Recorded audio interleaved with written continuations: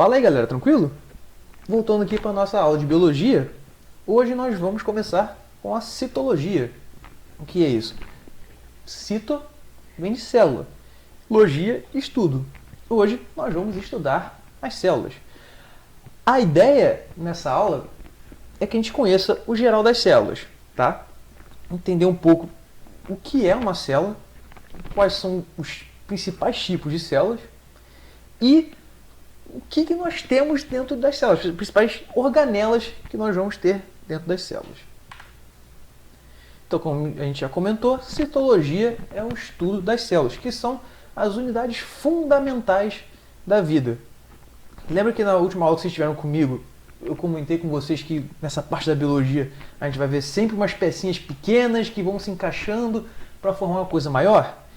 Quando nós pensamos em unidades vivas, a menor peça que nós temos é a célula. Então, qualquer coisa para a gente considerar vivo a partir do que nós chamamos de teoria celular é que tenha pelo menos uma dessa pecinha célula. Então, para considerar algo como ser vivo, eu tenho que ser formado por pelo menos uma célula. Então, todos os seres vivos são constituídos por pelo menos uma célula e o que nós chamamos de metabolismo ocorre no interior das células, certo? São as atividades que as células exercem, todas as reações bioquímicas que acontecem para permitir a vida. E as células novas que aparecem, elas surgem a partir da divisão celular de células que existiam. Nós vamos ver mais para frente os processos de mitose e meiose que permitem que ocorra a multiplicação dessas células. Então, para considerar que eu sou uma célula, o que eu preciso ter? Primeiro, a minha membrana plasmática. O que é isso? É uma dupla camada de fosfolipídios. Caramba, professor, quantos nomes? Fiquem tranquilos que essa parte bioquímica da membrana e algumas outras particularidades dela a gente vai mais para frente. Mas basicamente é aquela fina camada que vai delimitar o espaço da célula. Também dá uma característica à célula chamada permeabilidade seletiva, ou seja, é permeável, ou seja, passa por essa membrana o que a célula escolhe. Então não entra qualquer coisa, não sai qualquer coisa da célula. Ela tem mecanismos para escolher o que entra e o que sai dela.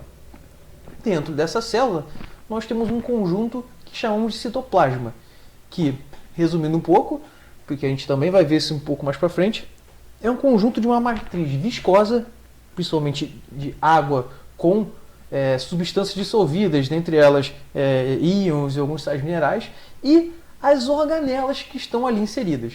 Beleza? Então aquela parte gelatinosa que dá o preenchimento da célula, nós chamamos de citoplasma. E o material genético. Ah, professor, não é necessariamente o núcleo? Não. Nem toda célula vai apresentar o núcleo, mas toda célula tem um material genético. Em geral, nós vamos ver o DNA. É no material genético que nós temos o código genético que vai dar a informação de quais proteínas nós iremos sintetizar. Beleza? Falando sobre quais são os dois grandes tipos de células, nós temos as células procariontes e as células eucariontes. Essa palavra carionte vem de carioteca, é uma expressão antiga que se usava justamente para o núcleo, que a gente falou agora há pouco, tá? Que seria uma espécie de membrana que vai envolver, que vai guardar o material genético daquela célula. As células procariontes, pró, vem de primitivo, então são células mais simples, a gente coloca entre aspas, são células que seriam mais simples, tá? E o seu material genético não estaria guardado em núcleo. Não há a presença de núcleo. E o DNA delas, a gente vai ter uma segunda forma de DNA que é esse chamado plasmídio. A gente vai ver mais para frente em aula de bioengenharia, perdão. A gente vai ver quais são as utilizações que a gente dá para o plasmídio como forma de criar medicamentos, tá? Isso é bem interessante. Mas para a própria bactéria, normalmente são bactérias que são seres procariontes, esse DNA extra, esse plasmídio, ele serve para produzir substâncias que dariam resistência a antibióticos. Olha que interessante. Todos os indivíduos procariontes são unicelulares e não possuem as chamadas organelas membranosas, que nós vamos ver daqui a pouco. Tranquilo? Então, resumindo, seres procariontes normalmente são bactérias, são células mais simples, não possuem núcleo nem organelas membranosas e tem o chamado plasmídio. Então, quem são as células eucariontes? Esse eu já dá dica de que eu sou um ser eucarionte. Beleza? Na verdade, trocadilho à parte, esse eu vem de verdadeiro. Então, é quem tem o núcleo verdadeiro. São as células que possuem o núcleo. Tá? São células que a gente chama de mais complexas e elas vão ter as chamadas organelas membranosas. Além disso, o DNA delas é aquele DNA característico que a gente tem longa cadeia. A gente vai ver a estrutura do DNA um pouco mais para frente com mais detalhes. E os seres eucariontes podem ser uni- ou pluricelulares. Por exemplo, os protozoários são seres unicelulares, assim como as bactérias, mas eles são eucariontes. Eles possuem um núcleo e eles possuem as suas organelas membranosas. E nós, indivíduos pluricelulares, somos todos eucariontes. Então vamos falar das principais organelas celulares agora. Tá? Começando aqui pela ideia do citoesqueleto. Pelo nome, cito, a gente já sabe que é célula. Esqueleto é aquela estrutura que dá uma sustentação. É basicamente isso. O citoesqueleto é o que dá a sustentação da célula. Só que diferente do nosso esqueleto, que são formados pelos ossos, o citoesqueleto da célula é formado por um complexo de tubos finos, em geral feito por proteínas. Tá? Então as principais funções que nós temos para o citoesqueleto é principalmente você moldar a célula, certo? Você dá essa sustentação para a célula, além de auxiliar com deslocamentos tanto da célula, quando você é um indivíduo, por exemplo, unicelular, como uma ameba, ou, por exemplo, um protozoário que vai ter o flagelo, quem vai permitir essa mobilidade é o citoesqueleto, mas também com a movimentação intracelular. Tá? A gente vai ver que na divisão celular você precisa realizar certos movimentos que quem vai permitir é o citoesqueleto. Além disso, nós vamos ter as estruturas de adesão entre células e de células com superfícies, como por exemplo a lâmina basal, que quando a gente entrar na parte de tecidos vai ficar mais claro. Então vamos falar dos principais tipos de estruturas do nosso citoesqueleto. Tá? A gente não precisa se estender muito nas funções de cada um. Em geral, todas as estruturas estão dando forma para a célula, mas elas têm algumas particularidades. Os microtúbulos, por exemplo, são estruturas que são longos tubos ocos, mas eles têm uma estrutura muito dinâmica. Essas proteínas que formam esses tubos estão a todo momento se desfazendo e se refazendo. E eles são a principal estrutura de movimentação que a gente tem. Como eu falei no slide anterior sobre a movimentação de amebas, de protozoários que têm cílios ou flagelos, todas as estruturas vão ser formadas a partir desses microtúbulos. Os microfilamentos de actina são feitos por essa proteína chamada actina, que garantem a forma da célula, e a gente vai ver muito a proteína da actina atuando na contração muscular, quando nós formos ver o nosso sistema locomotor. E esses chamados filamentos intermediários são estruturas bem menos dinâmicas, tá? Elas não estão, elas são formas mais estáticas, vamos dizer assim, e elas são formadas principalmente por queratina e a chamada desmina. A queratina é a principal que a gente vai ver, tá? Que forma, por exemplo, os nossos cabelos e as nossas unhas.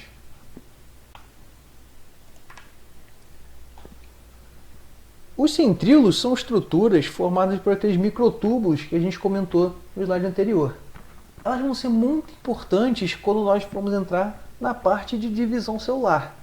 Na hora que a nossa célula vai fazer tanto a mitose quanto a meiose, essas estruturas vão se bifurcar e quando cada uma estiver num lado da célula, elas vão emitir esses microtúbulos para puxar as cópias de DNA. A gente vai ver isso mais para frente com calma, mas só para vocês verem como que os microtúbulos podem fazer movimentos dentro da própria célula. Nós temos aqui os ribossomos, que são estruturas que, assim como o citoesqueleto e os centríolos que a gente já viu, são estruturas que estão presentes nos procariontes. Até agora nós não vimos as chamadas organelas membranosas. Aqui não tem membrana ainda. Os ribossomos são formados por duas subunidades proteicas e o chamado RNA ribossomal. Tá? A gente vai ver com bastante calma a função do ribossomo na aula de transcrição e tradução do DNA.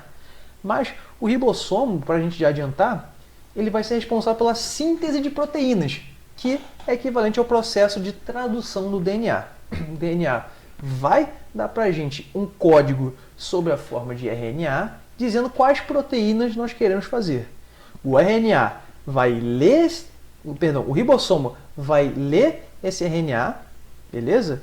E vai traduzir aquilo para a proteína. Recapitulando, o ribossomo participa da síntese de proteínas porque ele consegue ler o RNA produzido no DNA e, entendendo aquele código, ele sabe que proteína tem que ser feita. Mas a gente vai ver esse processo com mais detalhes mais para frente. Agora nós já vamos entrar nas organelas membranosas, que vão estar presentes somente em células eucariontes. Tranquilo? Começando pelo retículo endoplasmático, que são uma série de estruturas membranosas que formam várias dobras. Tá? São chamados de sáculos, tá? Ou sacos achatados. Tanto faz o nome que você quer definir. Essas estruturas são responsáveis por sintetizar e fazer um transporte interno na célula, normalmente com o objetivo de posteriormente exportar as substâncias. Tá? E nós vamos ter dois principais tipos. O primeiro é chamado de liso ou não granuloso, que é responsável principalmente pela síntese e o transporte de lipídios. A gente vai ver que o retículo endoplasmático liso ele vai ter uma importância muito grande nas células musculares, mas a gente vai ver isso mais para frente. E o retículo endoplasmático rugoso ou granuloso recebe esse nome porque ele tem vários ribossomos associados nessa membrana desses sacos achatados do nosso retículo. Então, se a gente sabe que a função do ribossomo é produzir proteínas, o nosso retículo endoplasmático rugoso vai produzir proteínas. Mas, normalmente, essas proteínas produzidas aqui no nosso retículo endoplasmático rugoso vai ter como destino a secreção celular. Normalmente, a gente vai exportar essas substâncias produzidas para fora da célula. E quem vai ser o responsável por essa exportação é o nosso complexo de Golgi, que nós chamamos carinhosamente de carteiro celular. Por que carteiro celular? Porque a função do complexo de Golgi é receber uma encomenda, cuidar dela, fazer as pequenas modificações necessárias, endereçar e mandar para fora. Tá? Assim como a gente faria com uma encomenda. Então o complexo de Golgi também é formado por várias membranas, mas uma formação de discos achatados e empilhados, com várias vesículas próximas, que são as vesículas de transporte. Uma vesícula sai do retículo endoplasmático, seja liso ou rugoso, e chega até o complexo de Golgi. Essa vesícula se junta com a membrana do meu complexo de Golgi, liberando aquela substância para dentro do complexo de Golgi, que vai armazenar aquela substância, fazer as suas modificações necessárias e depois sai ali no finalzinho com uma vesícula secretora, que vai mandar para fora da célula e liberar aquela substância. Além disso, o complexo de Golgi também vai dar origem aos chamados lisossomos e também aos acrossomos dos espermatozoides. Os lisossomos nós vamos ver na aula de hoje, os acrossomos a gente vai ver mais para frente.